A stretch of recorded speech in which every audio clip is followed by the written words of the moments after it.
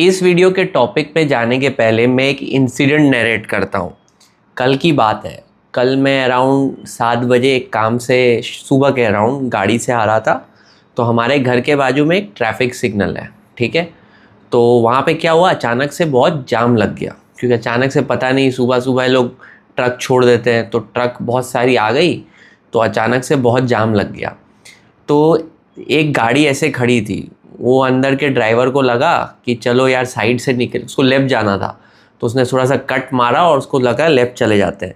जैसे ही वो कट मारने गए, यहाँ से एक बाइक वाले से उसकी हल्की सी टक्कर हो गई। ठीक है, गलती दोनों की थी। वो इंडिकेटर दे के जा रहा था, लेकिन उसको लेफ़्ट नहीं लेना चाहिए था क्योंकि साइन नहीं हुआ था, और बाइक वाले को देखना चाहिए कि इंडिकेटर दे रहा है तो घुमाएगा वो। गलती दोनों की थी। फिर क्या हुआ, जैसे ही उसको हल्का सा कट हुआ, गाड़ी वाला जोश में उतरा, गाड़ी से बाइक वाला भी उतर गया जोश में। दोनों ने एक दूसरे का कॉलर पकड़ लिया और एक दूसरे को मारने लग गए। लकीली बाइक वाला तो अपना हेलमेट से उस गाड़ी वाले को मारने वाला था, लकीली बच गया। तो मतलब लोग ने आके उसको थोड़ा थोड़ा किया और मैटर को सॉर्ट आउट किया, क्योंकि गलती दोनों की थी।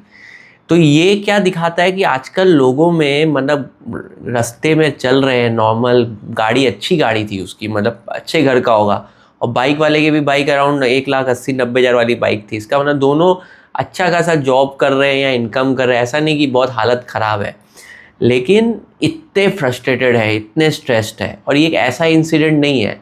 मैं रोज़ शाम को अराउंड 6:30 ऑफिस से निकलता हूँ, घर आते आते मेरा 8 बज जाता है। तो ऑन द वे मेरे को ऐसा एक दो इंसिडेंट दिख ही जाता है जहाँ पे दो बाइक वाले उतर के आपस में लड़ रहे हैं, या गाड़ी और बाइक में चल रहा है, या उसको चिल्ला रहा है। तो इंडिया में क्या हुआ है ना, रोड रेज बहुत बढ़ गया है। रोड रेज मतलब क्या, रास्ते में हल्का सा अगर आपने गलती से किसी को टच कर दिया तो चिल्लाने लग जाएंगे। रोड रेज में नहीं, सपोज आप हल्का सा जा रहे हो, रास्ते में आपका कंधा किसी से अगर टच हो गया तो वो भी लोग मारने आ जाएंगे। मतलब अंदर उनके अंदर एंगर पनप रहा है, मतलब एंगर निकलने के लिए रेडी है। बस अगर आपने हल्का सा टच कर दिया या गाड़ी हल्का सा टच कर दिया तो मतलब किस पे निकलेगा पता नहीं। अभी रिसेंटली में मुंबई में वो इंसिडेंट हुआ कि लोकल ट्रेन में गेट में बारिश हो रही थी, तो उसने बोला गेट बंद करो, तो थोड़ा गुस्सा हाथापाई हुआ और उसने उसको मार दिया, और बेचारा जो यंग लड़का था जिसने बोला, उसकी वहीं पे डेथ हो गई। तो ऐसे कितने सीरियस इंसिडेंट्स हो रहे हैं। इससे हमको क्या पता चल रहा है कि सोसाइटी में अंदर रेज बढ़ गया है, which is not good for society. मतलब आपका लाइफ, आप रास्ते पे जा रहे हो, एक रिस्क पे है, हल्का सा किसी को टच लग गया, ठोकर लग गया, वो आदमी आपको मारने नहीं आ जाए, और हाथापाई में गुस्से में क्या इंजरी हो जाए पता नहीं चलेगा। तो सोसाइटी इस, हमारे से पता चलता है हमारे society is not at peace. क्योंकि देखिए, अचानक से कोई गुस्सा कर रहा है तो इसका मतलब साइकोलॉजिकली उसके अंदर एंगर है। जस्ट वो चिंगारी लगी और वो निकल गया, इसका मतलब अंदर आग भरी पड़ी है।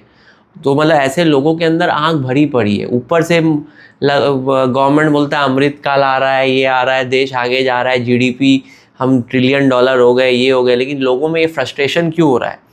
और मुंबई जैसा सिटी में, जो तो फिनेंशियल कैपिटल ऑफ इंडिया है, वहाँ पे अगर मुझे ऐसा फ्रस्ट्रेशन दिखने मिल रहा है तो इंटीरियर में तो और फ्रस्ट्रेशन होएगा, क्योंकि मुंबई में तो सबसे ज़्यादा पैसा है, वहाँ पे फ्रस्ट्रेशन है।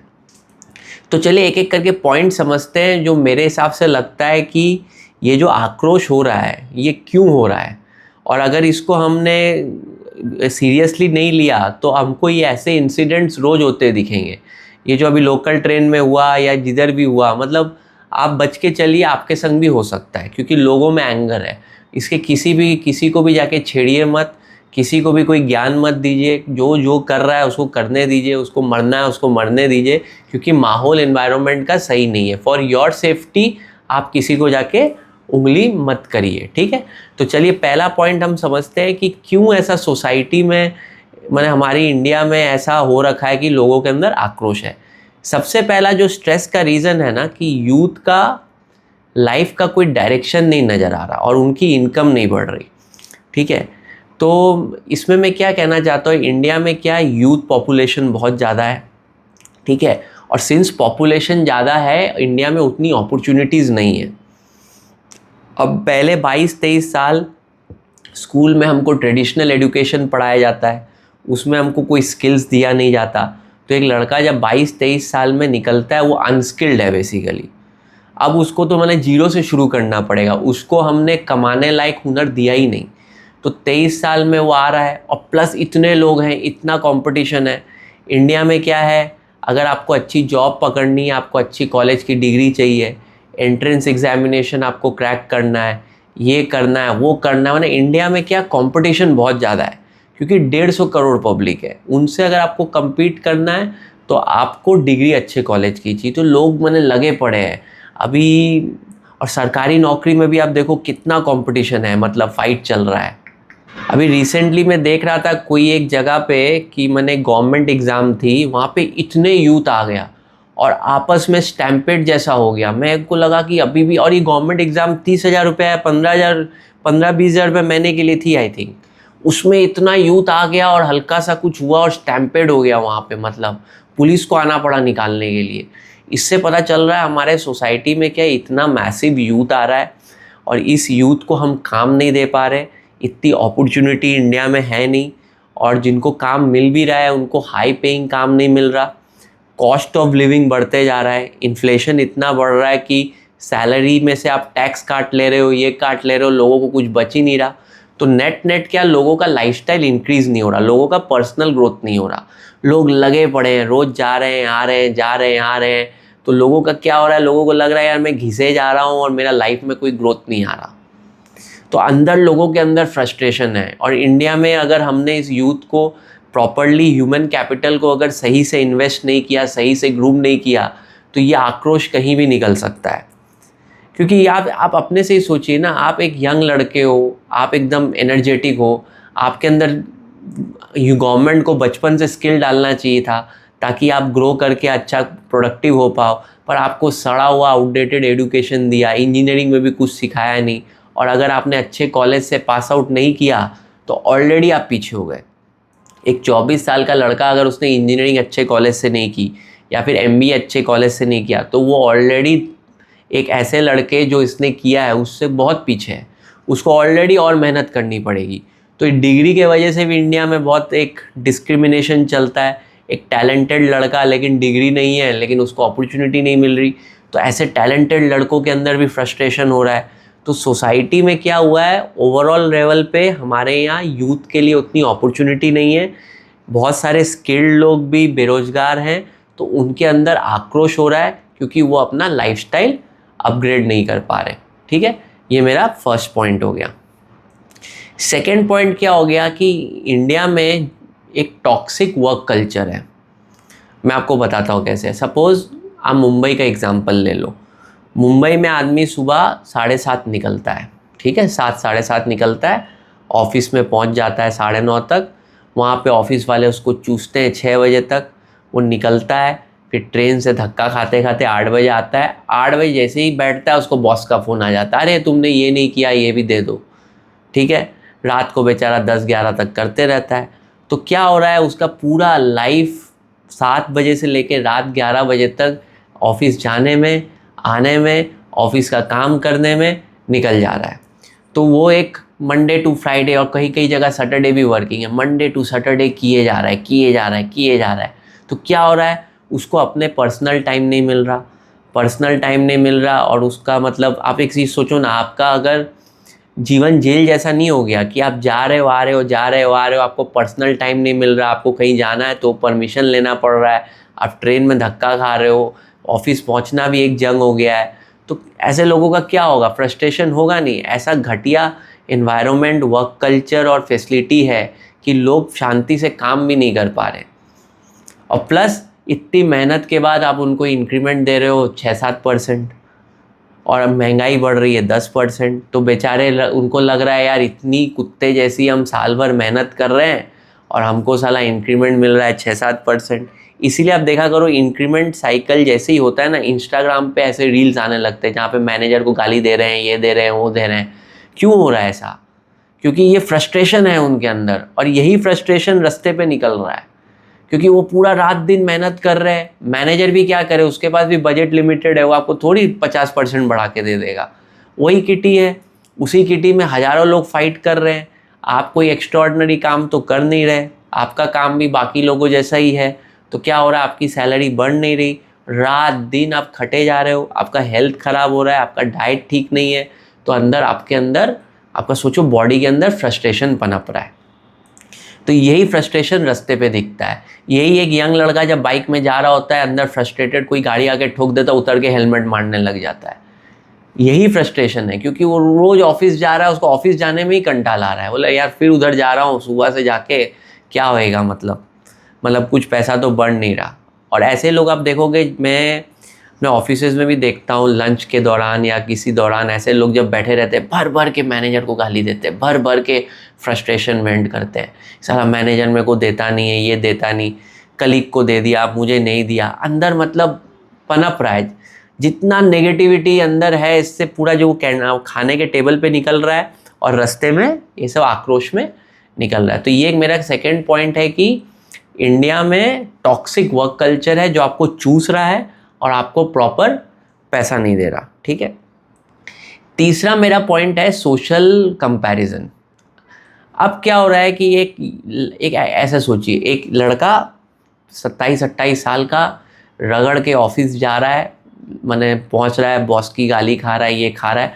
अचानक से उसके इंस्टाग्राम फीड पे एक रील आया, देखा कि उसी के एज का लड़का फॉरेन घूम रहा है, उसी के एज का और एक लड़का को कई टॉप 4 कंसल्टेंसी फर्म में हाइक मिल गया है, प्रमोशन मिल गया है।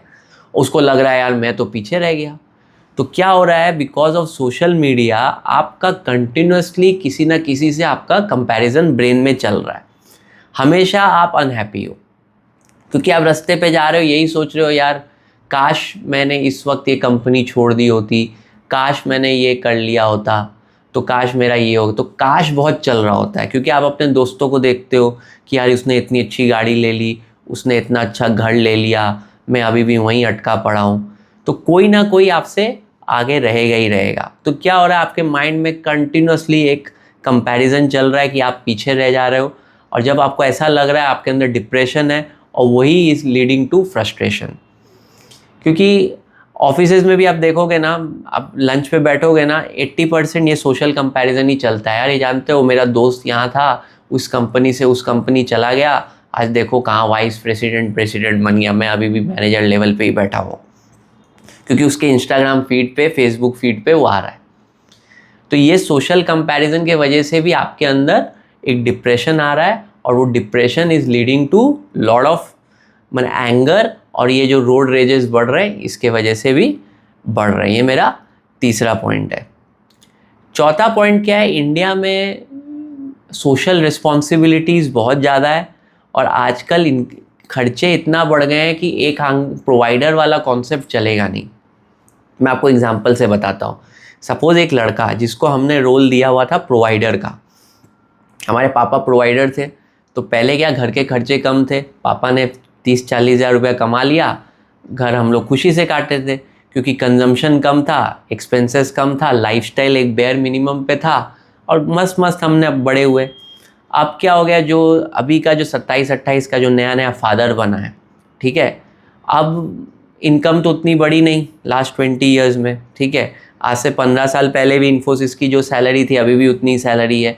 तो एक 27-28 का लड़का मोस्टली 15 लाख 10 से 15 लाख के बीच होगा, मुंबई के जैसे सिटी में। उसने शादी कर ली, उसने बच्चा कर लिया, बीवी हो गई हाउसवाइफ, ठीक है। अब बीवी के भी खर्चे, आजकल लड़कियों के भी खर्चे ज़्यादा हैं। हमारी मदर जैसी तो है नहीं, हमारे मदर के उतने खर्चे थे नहीं, कहीं लेके जाते नहीं थे हमारे पापा, इनको घुमाने भी ले जाना है, प्लस बच्चे के भी डिमांड ज़्यादा है, उसको भी अच्छा मोबाइल चाहिए, ये भी मोबाइल चाहिए, हमने तो ऐसा डिमांड किया नहीं। तो अब जो प्रोवाइडर है उसके ऊपर एक दबाव के फोर्स आ रहा है। दबाव के फोर्स मतलब क्या, कि वो अकेला इतना खर्चा चलाना उसके बस का नहीं है, और उसको रिस्पेक्ट भी नहीं मिल रहा। उसको बार बार टॉन्ट किया जा रहा है कि तुम ग्रो नहीं कर रही, नहीं, वो कितना करेगा भाई, उसकी भी तो एक कैपेसिटी है ना ग्रो करने की। और घर में जब वो आता है उसको रिस्पेक्ट नहीं मिलता, बच्चा आके बोलता है अरे पापा आपने मेरे को लाके नहीं दिया, वाइफ बोलती है अरे आपने मेरे को घुमाने नहीं ले गए। तो वो क्या अंदर फ्रस्ट्रेटेड बैठा हुआ है, उसको ऐसा लग रहा है कि यार वो ATM मशीन है। और एक क्या, इंडिया में बहुत लोग जोश में होम लोन पे घर ले लेते हैं और एक बोझा डाल देते हैं अपने ऊपर। तो लोन में पैसे जा रहे हैं, बच्चों के फीस में पैसे जा रहे हैं, वाइफ को घुमाने पे जा रहे हैं, वो बेचारा एटीएम मशीन बन के बैठा हुआ है, उसको अपने पे खर्चा करने के लिए टाइम नहीं है। वो बस जा रहा है, आ रहा है और पूरा फैमिली को फीड कर रहा है। तो जो फैमिली वाले जो मैन है वो बहुत फ्रस्ट्रेटेड घूम रहे हैं, मतलब उनका पूरा इनकम चूस लिया जा रहा है और बेचारों की इनकम नहीं बढ़ रही, वहाँ बॉस भी गाली दे रहा है, अंदर फ्रस्ट्रेशन पनप रहा है उसके अंदर। और ये फैमिली वाले मैन को आप देखोगे ना, रास्ते पे गाड़ी लेके जाते हैं, रास्ता जब गाड़ी रुकता है हॉर्न दबा दबा के बजाते हैं, मैंने एकदम फ्रस्ट्रेटेड, उनको अंदर से लग रहा है, अंदर चिड़चिड़े बैठे हुए हैं एकदम, मैंने क्योंकि ऑफिस में बॉस को गाली दे नहीं सकते, सारा फ्रस्ट्रेशन रास्ते पे निकलता है। कहीं ट्रैफिक लग जाएगा ना, गाड़ी में ऐसे दबा दबा के हॉर्न बजाएंगे, मतलब पूरा एंगर निकाल रहे हैं अपना, क्योंकि सोशल रिस्पॉन्सिबिलिटीज़ बहुत ज़्यादा आ गई है और इतना आजकल एक सिंगल आदमी के बस का नहीं है। वो प्रोवाइडर वाला कॉन्सेप्ट आपको अंदर से फ्रस्ट्रेटेड कर रहा है, क्योंकि आपका पूरा जीवन सिर्फ प्रोवाइड करने में निकल जा रहा है। तो ये मेरा चौथा पॉइंट हुआ, सोशल रिस्पॉन्सिबिलिटीज़। पांचवा पॉइंट क्या हो गया, इंडिया का बैड इंफ्रास्ट्रक्चर। ठीक है, बैड इंफ्रास्ट्रक्चर मतलब क्या, अभी मैं आप सुबह बताऊँ, मैं जब कभी कभी लोकल ट्रेन में जाता हूँ, मैं जिस प्लेटफॉर्म से चढ़ता हूँ मोस्टली वहीं से एक एसी ट्रेन शुरू होती है। ठीक है, तो वहाँ से चढ़ना ईजी है, सामने फास्ट लोकल आती है, ठीक है, तो उस पर लोग तेज़ी से चढ़ते हैं। तो आप अगर उनकी लाइफ देखोगे ना, कि मैंने कीड़े मकोड़ों की तरह ऑफिस जा रहे हैं, मतलब उसमें यार अच्छे वाले जॉब वाले भी होंगे, मतलब सब कीड़े मकोड़ों की तरह दब के जा रहे हैं। तो मैंने ऑफिस पहुंचते पहुंचते आपका दम घुट जाता है, मतलब आपका पूरा एनर्जी सक हो जाता है ऑफिस आने जाने में, ये कम्यूट में। तो हमने इंडिया में ऐसा इंफ्रा ही नहीं बनाया कि एक आदमी शांति से ऑफिस जा सके, शांति से ऑफिस आ सके। आप अभी मेट्रो है, अगर मुंबई में आप देखोगे ना, पुलिस वालों को ऐसे धक्का मार मार के लोगों को अंदर घुसाना पड़ता है, मैंने ठूस के जा रहे हैं अंदर। तो मैंने सोचो उनके अंदर क्या होगा, बेचारों के अंदर एंगर नहीं आएगा, फ्रस्ट्रेटेड नहीं होंगे। अब ये लोग ही जब रास्ते में गाड़ी लेके आते हैं तो एकदम ही एंगर हो जाता है। प्लस मुंबई में जो सपोज़ अंधेरी या ये सब एरिया से या दूर एरिया से आता है, ऑफिस से बीकेसी से आते हैं, ट्रैफिक इतना ट्रैफिक, लोगों को 2.5 घंटे लग रहे हैं। तो ऑफिस जाना, एक तो ट्रेन वालों की तो ज़िंदगी ख़त्म है, प्लस ये 2.5 घंटे जाने में, 2 घंटे आने में, तो गाड़ी में बैठे बैठे फ्रस्ट्रेशन होता है। इतना ट्रैफिक देख के लोगों के अंदर आग पड़कता है, अचानक से कुछ हो गया तो गुस्सा पूरा वेंट हो जाता है। तो बैड इंफ्रास्ट्रक्चर जो है ना, ये भी एक रीज़न है, अंदर आपके अंदर आग पनप रहा है, माना आपको देख के तकलीफ़ हो रही है। अभी आप रास्ते पे जा रहे हो, कूड़ा पड़ा हुआ है, नाली खुली पड़ी पड़ी है, AQI हाई है, ये कोई इन्वायरमेंट है रहने का? ये इन्वायरमेंट में आदमी फ्रस्ट्रेटेड नहीं होगा तो क्या होगा? आदमी को आप दोष दे ही नहीं सकते। 80% रास्ते में जो गाड़ी चलाते हैं वो फ्रस्ट्रेटेड होते हैं, क्योंकि ट्रैफिक में अटक जाते हैं।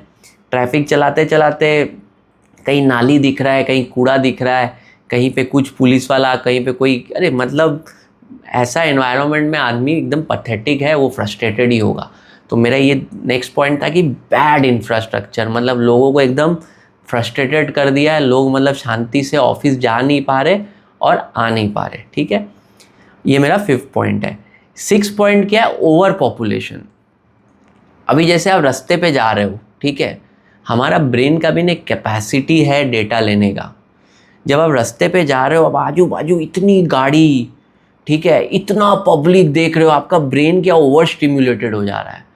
आपको लग रहा है यार इतनी पब्लिक आ गई, आधी मर जाए, कहीं से तूफान आए, आधी मर जाए। अंदर ही अंदर यही बोलते हो, क्योंकि मेरे अंदर तो यही फीलिंग आती है, कहीं से सुनामी आए और आधा चला जाए, क्योंकि इतनी पब्लिक मतलब कहाँ से आ रही है। मैंने हम बस आबादी इतनी ज़्यादा हो गई कि लोग फ्रस्ट्रेटेड हो जाते हैं अपने लोगों को देख के।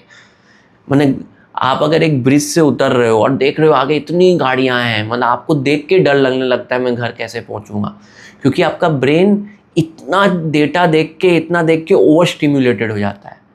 ब्रेन को क्या पसंद है, खुला चीज़ पसंद है। जैसे आप देखोगे ना, आप नेचर में जाते हो, खुला पहाड़ देखते हो, आपको ब्रेन को कितना पीस मिलता है। ब्रेन बना है ऐसे नेचर में रहने के लिए। हमने मॉडर्न सोसाइटी बना दी है, सबको एक जगह ले आए हैं, ठूस दिए हैं, और पूरा रास्ते में ये सब निकलते हैं तो देख के ऐसा लगता है कहाँ जंगल में आ गए। मतलब एक तो पूरा फ्रस्ट्रेशन होने लगता है। इसलिए ब्रेन क्या हाइपर स्टिम्युलेटेड रहता है, इसीलिए हल्का सा कुछ होने पे ये एंगर वेंट होता है। तो मोटा मोटी यही रीज़न है कि सोसाइटी में हमारे यहाँ मतलब बैड इंफ्रा है, ठीक है, लोगों के ऊपर सोशल रिस्पॉन्सिबिलिटीज़ है, लोगों को स्ट्रेस है, लोगों की इनकम नहीं बढ़ रही, लोगों की स्किल्स नहीं बढ़ रही, टॉक्सिक वर्क कल्चर है, मतलब लोगों को चूसा जा रहा है। तो एक नॉर्मल इंसान मतलब फ्री नहीं है, मतलब ऐसा सोचो साइकोलॉजिकली ऊपर से नहीं दिख रहा, लेकिन साइकोलॉजिकली उसके अंदर 8-10 बेड़ियां बंधी हुई है जो उसको खींच रही है, इसीलिए वो फ्रस्ट्रेटेड है। और जैसे ही कुछ रास्ते में हो जाता है या कुछ हो जाता है, एक दूसरे को मारने लगते हैं। आप देखा करो जब फाइट होती है रोड में, जब आप देखो दो लोग फाइट करते हैं, ऐसे मारते हैं एक दूसरे को जैसे मतलब पूरा गुस्सा उस पर ही निकाल देंगे। मतलब इससे पता चल रहा है अंदर मतलब एंगर यहाँ तक आया हुआ है। जस्ट एक पंच का ज़रूरत है कि वो एंगर निकल जाए, और वही निकलता है रास्ते के ऊपर। और ये बहुत डेंजर साइन है। और ये रोड रेजेस बढ़ेंगे क्योंकि इन्फ्लेशन और बढ़ते जाएगा, लोगों को अपॉर्चुनिटी और मिलेगी नहीं। यूथ इंडिया मैसिव यूथ आ रहा है, देश उतना तेज़ी से जॉब्स नहीं क्रिएट कर रहा, तो ये यूथ में आक्रोश बहुत रहेगा। बहुत सारे टैलेंटेड लोग रहेंगे, जस्ट उनके पास डिग्री नहीं है, अच्छे कॉलेज का नहीं है, लक उनको नहीं दे रहा, ठीक है, लक उनके फेवर में नहीं था, इसलिए वो आगे नहीं जा पाए। वो देखेंगे कि यार मेरे ही ये उम्र का लड़का सोशल मीडिया पे गाड़ी ले लिया, ये ले लिया, मैं नहीं ले पा रहा हूँ, तो उनके अंदर और फ्रस्ट्रेशन होगा, वो और रास्ते पे दिखेगा। तो आप मान के चलो नेक्स्ट 5-10 ईयर्स में आपको रोड रेजेस बहुत दिखेंगे, रास्ते में मारा पीटी बहुत दिखेगा, कोई किसको भी मार देगा। इसीलिए आप जब रास्ते में जा रहे हो, किसी से मुंह मत लगो, किसी को कोई एडवाइस मत दो, जिसको जो कर रहा है करने दो, क्योंकि आप उसको जाके हल्का सा भी कुछ बोलोगे, क्योंकि एंगर उसका यहाँ तक भरा हुआ है, आपने अगर हल्का सा भी छेड़ दिया वो आपको मारने आ जाएगा, ठीक है। इसलिए मैं तो किसी को कुछ बोलता नहीं, उनकी लाइफ है, वो मरे जिए उनकी जिम्मेदारी है, अपना सेफ्टी लेके चलो, ठीक है। होपफुली आपको समझ में आया कि क्यों रोड रेजेस बढ़ रहे हैं। अगर आया तो कमेंट पे लिखिए कि कौन सा और आपको लगता है वन ऑफ द रीजंस है हमारे इंडिया में ये जो स्ट्रेस बढ़ रहा है और ये बढ़ रहा है, जो एंगर फाइट्स हमको रास्ते में दिख रहे हैं, ये क्यों हो रहे हैं। तो मैं उनसे भी, हम एज अ कम्युनिटी हम जाने कि आपके भी कोई पॉइंट ऑफ व्यू हैं। अगर आपको मुझसे 1-to-1 कनेक्ट करना है तो लिंक डिस्क्रिप्शन में है। कुछ बुक्स मैंने डालनी है डिस्क्रिप्शन में, वो डेफिनेटली पढ़ लीजिए, और सोसाइटी में क्या क्या हो रहा है आपको पता चलेगा। क्योंकि हम सिर्फ वोकेशनल नॉलेज गेन करते हैं, मतलब बुक जो सिर्फ जॉब के रिलेटेड नॉलेज, बाकी समाज का हमको कोई आइडिया ही नहीं है, इसलिए हम झटके खाते हैं। तो वो बुक्स आप पढ़ लेंगे तो आपको बाकी समाज के एस्पेक्ट्स भी समझ में आने लगेंगे। जो क्वेश्चंस आपके माइंड में घूम रहे हैं कि क्या हो रहा है मेरे संग, और क्लैरिटी आ जाएगी। तो वो 4-5 बुक्स डेफिनेटली पढ़ लीजिए। अगर आपको इस वीडियो से वैल्यू मिला, चैनल के बाकी वीडियोस भी देखिए, उनसे भी वैल्यू मिला तो आप चैनल को सपोर्ट कर सकते हैं। सुपर थैंक्स है यूट्यूब में एक फीचर, कमेंट पे जाके आप सपोर्ट कर सकते हैं, या डिस्क्रिप्शन में मैंने डिटेल दे रखा है, उसके थ्रू भी आप सपोर्ट कर सकते हैं। मैंने एक एक्सक्लूसिव कम्युनिटी लॉन्च की है जो सिर्फ उन लोगों के लिए होगी जो थोड़ा और ग्रो करना चाहते हैं। वहाँ पे मैं लाइव स्ट्रीम करूँगा और ऐसे लोगों को लाने की कोशिश करूँगा ताकि और नॉलेज शेयरिंग हो, नॉलेज का नेक्स्ट लेवल जाए, जहाँ मैं भी सीखूँ, आप लोग भी सीखो। वो बहुत ही सिलेक्टेड मेंबर्स के लिए रहेगा और बहुत कम टाइम के लिए मैं उसको रखूँगा। तो जल्दी से उस कम्युनिटी को ज्वाइन कर लीजिए। होपफुली आपको मज़ा आया। Thanks for watching.